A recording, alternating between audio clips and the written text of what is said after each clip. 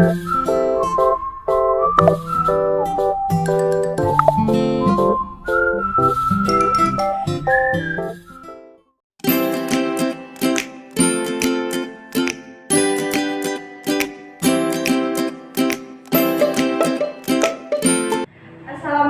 warahmatullahi wabarakatuh. Waalaikumsalam warahmatullahi wabarakatuh. Selamat pagi anak-anak semua. Selamat pagi guru. Sebelum pembelajaran kita mulai, marilah kita membaca benda terlebih dahulu. Ketua kelas, Mbak Hana, untuk dipimpin benda terlebih dahulu. Baik teman-teman, sebelum kita memulai pembelajaran, kita berdoa terlebih dahulu. Berdoa dimulai. Bismillahirrahmanirrahim. Raditu billahi rabban wa bil islami dinan wa bi Muhammadin nabiyyan wa rasulah. Rabbi zidni ilma warzuqni fahma. Amin ya rabbal alamin. Sebelum pembelajaran kita mulai, Ibu akan mengabsen terlebih dahulu. Mbak Hana Ishak Hadir. Mbak Izatul Ma'wa Hadir. Mbak Faid Hadiro, Mbak Nurul Aulia. Hadirah. Nah, sebelum pembelajaran kita mulai, Ibu mempunyai ice breaking. Namanya tepuk semangat. Ada yang tahu anak-anak tepuk semangat? Gak Iya, tahu. Nah, Ibu praktekkan dulu ya. Tepuk semangat. Semangat. Semangat. Bisa semuanya anak-anak? Bisa. Ayo ketua kelas dipimpin terlebih dahulu untuk tepuk semangat. Tepuk semangat. Semangat. Semangat. Yang pertama, sebelum pembelajaran dimulai, Ibu akan membacakan kompetensi dasar dan indikatornya. Nah, yang pertama yaitu untuk bahasa Indonesianya, menguraikan pesan dalam dongeng yang disajikan secara lisan, tulis, dan visual dengan tujuan dan kesenangan. Untuk indikatornya yaitu membaca dongeng dengan lafal, intonasi, dan ekspresi. Untuk yang kedua yaitu SPDP, mengetahui bentuk dan variasi pola irama dalam lagu. Untuk indikatornya yaitu mengidentifikasi bentuk pola irama sederhana dengan bernyanyi. Nah, untuk matematikanya yaitu untuk kompetensi dasar matematika menjelaskan sifat-sifat operasi hitung pada bilangan cacah. Dan untuk indikatornya yaitu menentukan sifat pertukaran pada penjumlahan. Nah, jadi pada tujuan pembelajaran pada pagi hari ini yaitu yang pertama dengan memperhatikan video yang diberikan oleh guru melalui proyektor tentang tanda baca siswa dapat membaca dongeng dengan lafal, intonasi, dan ekspresi yang tepat. Nah, untuk yang kedua dengan memperhatikan video yang diberitahu oleh guru melalui proyektor tentang pola irama sederhana, siswa dapat mengidentifikasi bentuk pola irama sederhana dengan bernyanyi dengan tepat. Nah, untuk yang terakhir dengan mengamati penjelasan guru tentang materi menentukan sifat pertukaran perjumlahan, siswa dapat menentukan sifat pertukaran pada penjumlahan dengan tepat. Nah, yang pertama, sebelum pembelajaran dimulai, Ibu akan mengulas sedikit tentang materi minggu lalu, yaitu tentang pengertian dongeng. Di sini ada yang ingat pengertian dongeng adalah Sewu. ya apa Mbak Iza? Cerita yang tidak benar-benar terjadi. Benar, jadi dongeng adalah cerita khayalan yang tidak benar-benar terjadi. Nah, untuk minggu ini, untuk pada pagi hari ini, Ibu akan menjelaskan tentang unsur intrinsik dongeng. Jadi, unsur intrinsik itu yang pertama ada tema, latar, alur, tokoh, dan amanat. Nah, untuk pengertian temanya yaitu tema merupakan gagasan pokok yang mendasari terbentuknya sebuah dongeng. Nah, untuk latar merupakan tempat, waktu, dan suasana pada peristiwa yang terjadi. Nah, untuk alur adalah merupakan jalan cerita dalam sebuah karya sastra. Untuk tokoh, tokoh merupakan pelaku dalam sebuah cerita. Nah, untuk amanat, amanat merupakan pesan moral yang ingin disampaikan kepada seorang penulis atau pengarang cerita kepada pembaca. Nah, jadi di sini aku akan menjelaskan sedikit ya materinya. Kalian lihat, itu besar. Bisa kelihatan ya anak-anak? Kurang Bu. Sudah bisa kelihatan? Bisa Bu. Sudah Bu. Nah, di sini gua akan menunjuk Mbak Hana bacakan dulu. Ini tema adalah Gagasan utama yang ingin disampaikan pengarang dalam cerpen. Bisa dikatakan tema ini adalah nyawa dari sebuah cerita. Kenapa? Karena tema akan menentukan latar belakang cerita tersebut. Sudah Bu? Sudah. Untuk Mbak Iza, latar belakangnya Latar atau setting merupakan gambaran tempat, waktu, dan suasana cerpen. Latar tempat menjelaskan di mana kejadian atau peristiwa dalam cerpen terjadi. Latar waktu menjelaskan kapan kejadian atau peristiwa dalam cerpen terjadi. Latar suasana menjelaskan gambaran suasana dalam sebuah cerpen. Nah, untuk Mbak Aulia, ini bukan. Untuk Mbak Aulia dibacakan ini tokoh. Tokoh merupakan pelaku dalam sebuah cerita. Tokoh terbagi atas tokoh utama dan tokoh tambahan. Tokoh utama merupakan tokoh yang melakukan interaksi secara langsung atau terlibat dalam konflik. Tokoh tambahan merupakan tokoh yang hanya diungkapkan dalam cerpen tanpa adanya interaksi yang dilakukan tokoh atau tokoh yang tidak terlibat dalam konflik. Sementara itu, penokohan merupakan watak atau karakter tokoh yang terdapat dalam sebuah cerita. Contohnya tokoh Bandung Bondowoso dalam cerita Roro Jonggrang yang memiliki watak itu. Nah, untuk Mbak Fai, Amanat merupakan pesan moral yang ingin disampaikan oleh penulis kepada pembaca melalui cerpen. Misalnya, cerita Marin Bundar yang memiliki amanat tidak boleh durhaka kepada ibu. ya, terima kasih semuanya pintar.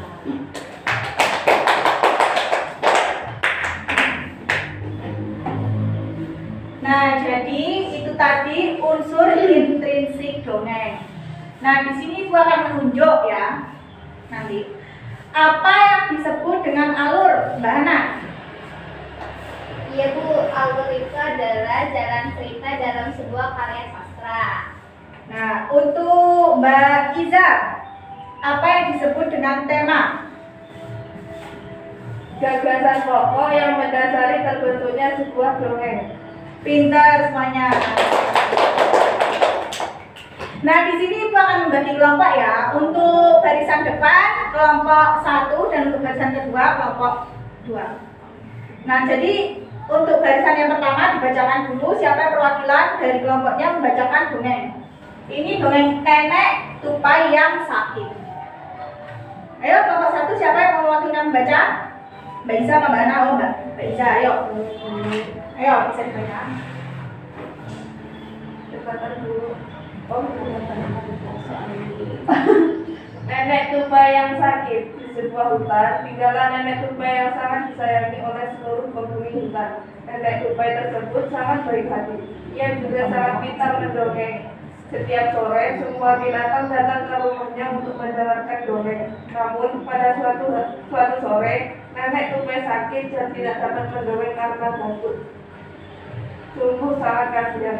Beberapa binatang pun berkumpul di halaman.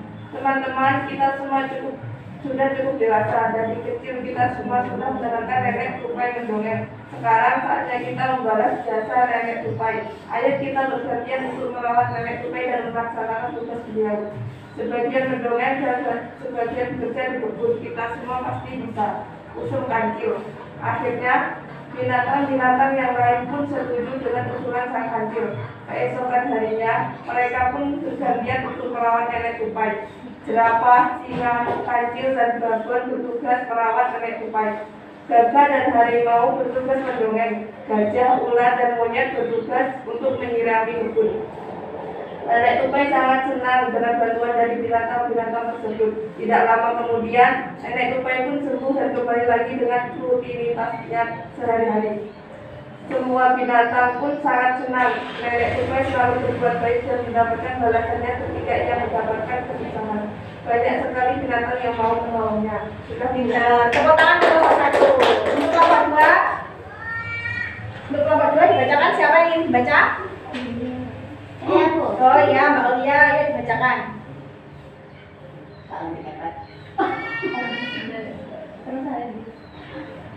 Mulai dari awal, Mbak. Oh, bisa kok kata beda. Iya. Nenek tupai yang sakit. Di sebuah hutan, tinggallah nenek tupai yang sangat disayangi oleh seluruh penghuni hutan. Nenek tupai tersebut sangat baik hati. Ia juga sangat pintar mendongeng. Setiap sore, semua binatang datang ke rumahnya untuk mendengarkan dongeng. Namun, pada suatu sore nenek tupai sakit dan tidak dapat mendongeng karena batuk. Sungguh sangat kasihan. Beberapa binatang pun berkumpul di halaman. Teman-teman, kita semua sudah cukup dewasa. Dari kecil kita semua sudah mendengarkan nenek tupai mendongeng. Sekarang, saatnya kita membalas jasa nenek tupai. Ayo kita bergantian untuk merawat nenek tupai dan melaksanakan tugas beliau. Sebagai mendongeng dan sebagai bekerja di kebun, kita semua pasti bisa, usul Kancil.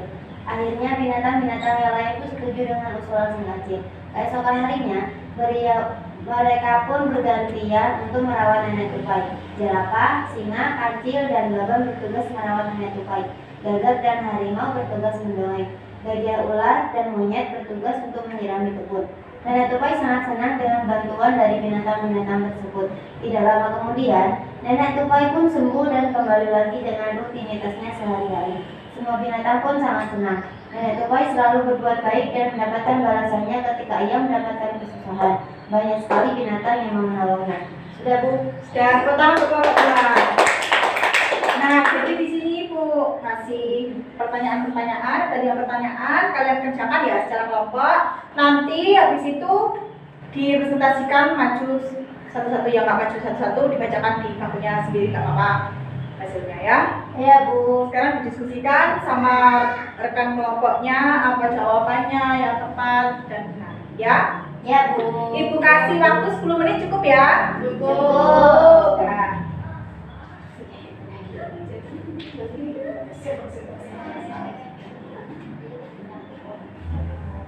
Ayo anak-anak, waktunya udah selesai. Siapa yang ingin membacakan pertanyaan dulu? Dari Saya. kelompok 1 apa 2? Saya. Dua. Oh iya, ayo. Perwakilan kelompoknya siapa yang mau membacakan? Ini, Bu. Oh iya, Bu. Iya, Mbak Fai, ayo. Nomor 1 sampai 5, Bu. Iya. Ya. Nomor 1, siapa tokoh dalam dongeng tersebut? Nenek tupai, kancil, singa, babon, gajah, dan ular. Nomor 2, apa yang terjadi pada nenek tupai? Sakit. 3, apa yang dilakukan para hewan penghuni hutan ketika nenek tupai sakit? Bergotong royong untuk menggantikannya. 4, bagaimana sifat nenek tupai? Baik hati. 5, apa nilai kebaikan yang dapat kalian teladani dari dongeng tersebut? Saling membantu. Pintar, tepuk tangan untuk kelompok 2. Ayo untuk kelompok 1 dibacakan jawabannya. Ya, Bu. Siapa? Mbak Hana apa Mbak Iza? Bahana. Oh iya, Mbak Hana, ayo.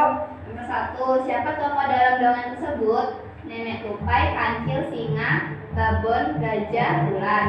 Nomor 2, apa yang terjadi pada nenek tupai? Sakit. Nomor 3, apa yang dilakukan para hewan penghuni hutan ketika nenek tupai sakit? Bergotong royong untuk membantunya. Nomor 4, bagaimana sifat nenek tupai? Baik hati. Nomor 5, apa nilai kebaikan yang dapat kalian pelajari dari dongeng tersebut? Saling membantu. Sudah, Bu. Ya, tepuk tangan untuk kelompok 1. Nah, jadi di sini untuk materi selanjutnya yaitu Ibu akan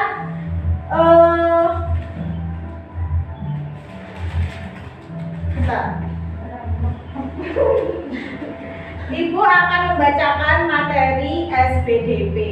Nah, jadi anak-anak, saat bernyanyi kita perlu memperhatikan pola irama. Jadi pola irama yaitu panjang pendeknya bunyi. Nah, panjang pendeknya bunyi dapat dihitung berdasarkan Nah, ketukan merupakan bunyi teratur yang digambarkan seperti bunyi detak jarum.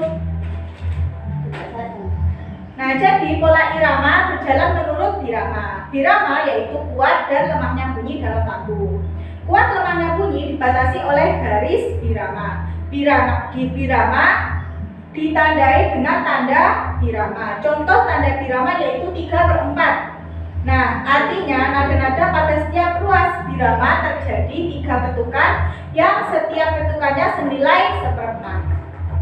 Bisa dipahami anak-anak? Bisa, Bu.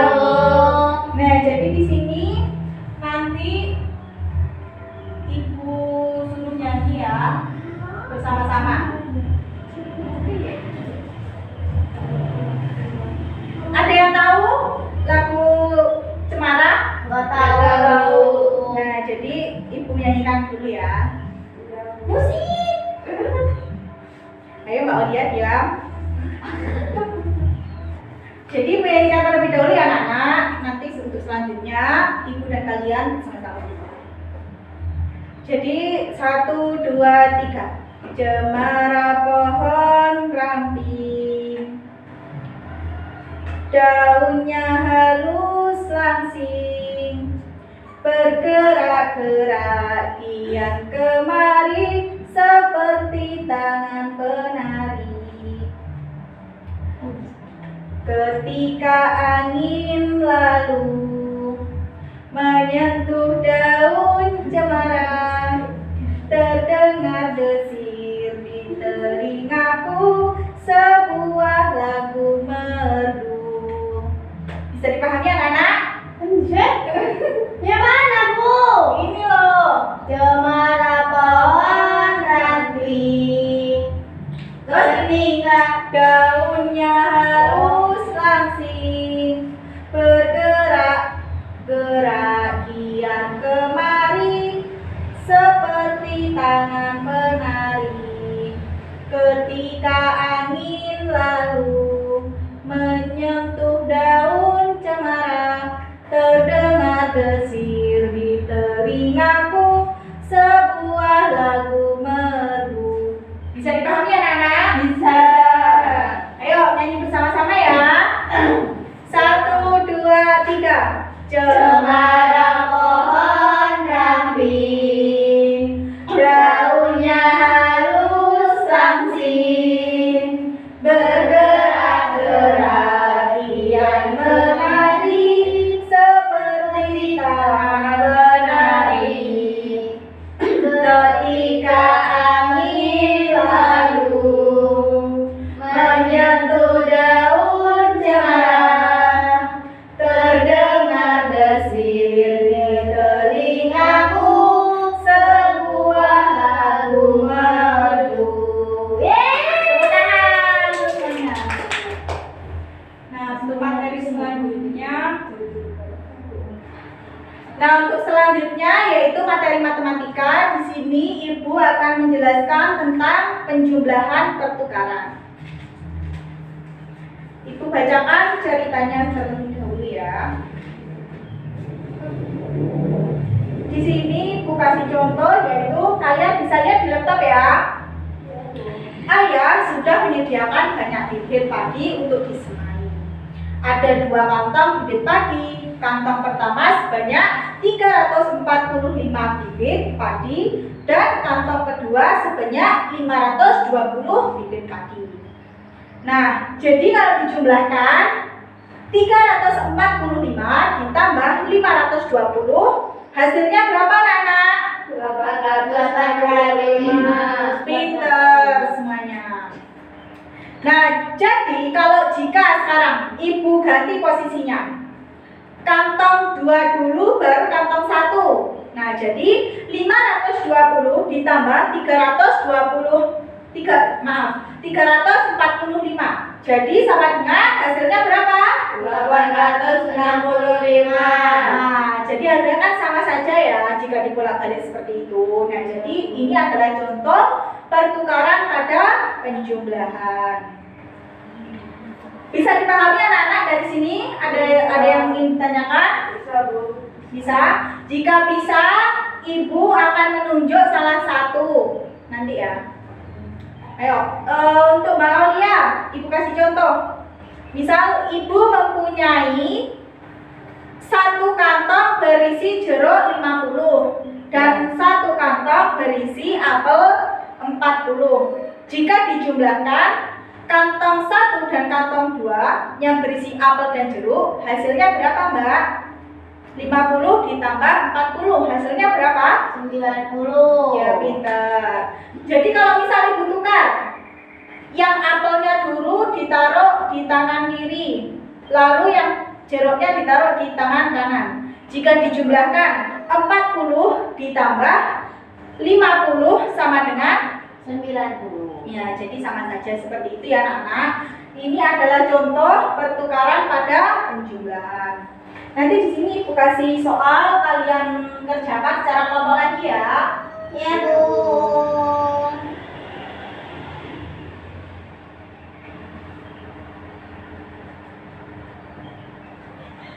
Nih. Tugasnya Ibu bacakan. Ini kalian tulis ya. Ayo, yang pertama 456 ditambah 203 sama dengan 203 ditambah titik-titik. Yang kedua, titik-titik ditambah 236 sama dengan 236 ditambah 502. Untuk yang ketiga, 390 ditambah 301 sama dengan titik-titik ditambah 390. Yang keempat, titik-titik ditambah 117 sama dengan 117 ditambah 403. Untuk yang kelima, soal yang kelima, 323 ditambah 477 sama dengan titik-titik ditambah 323.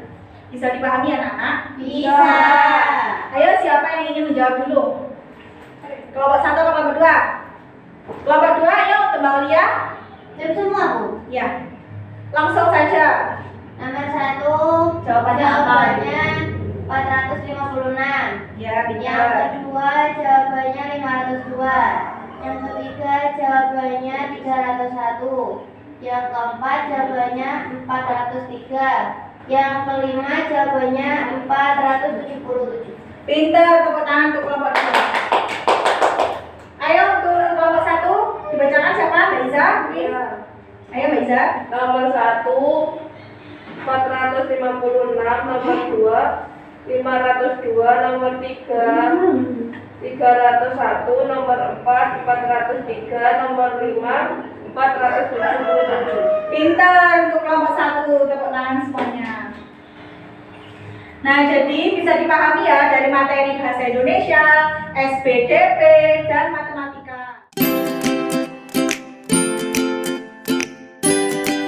Bisa dipahami anak-anak? Bisa.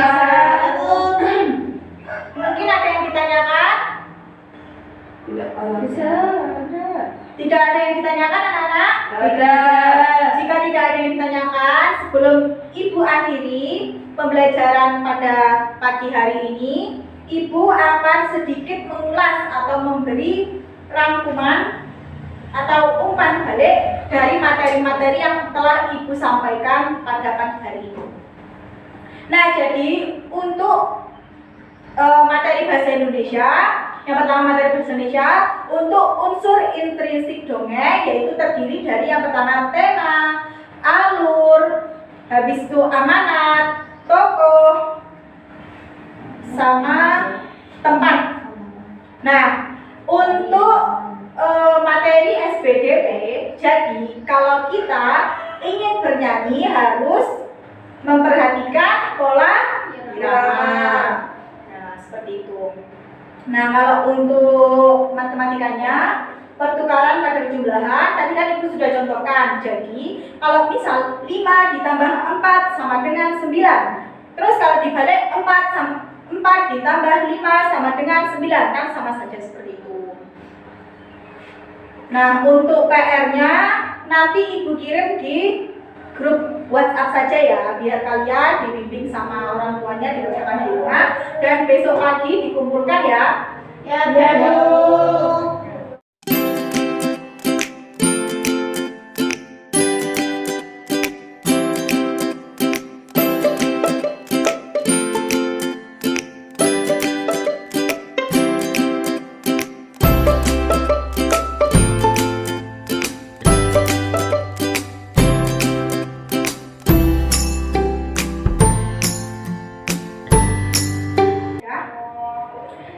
ya, tetap semangat belajar dan jangan lupa PR-nya dikerjakan. Ibu akhiri pembelajaran pada pagi hari ini. Wassalamualaikum warahmatullahi wabarakatuh. Waalaikumsalam warahmatullahi wabarakatuh. Untuk bahannya kita berdoa terlebih dahulu. Berdoa mulai. Bismillahirrahmanirrahim. Wal asri innal insana lafi khusrin illal ladzina amanu wa amilus solihati wa tawassaw bil haqqi wa tawassaw bis sabr. Sekian pemaparan dari Bu. Apabila salah kata, mohon maaf. Wassalamualaikum warahmatullahi wabarakatuh. Waalaikumsalam warahmatullahi wabarakatuh.